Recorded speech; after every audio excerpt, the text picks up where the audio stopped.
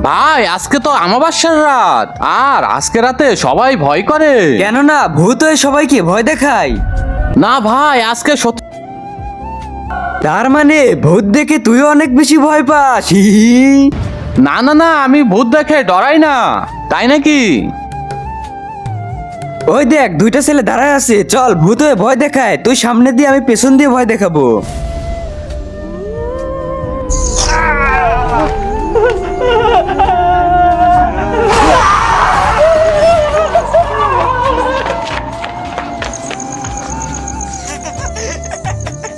আরে বন্ধু, কে অ্যাক্টিং করলি, অনেক মজা পাইছি।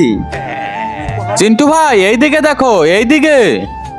ভাই আমি তো এখানে, ও সত্যি সত্যি ভূতই।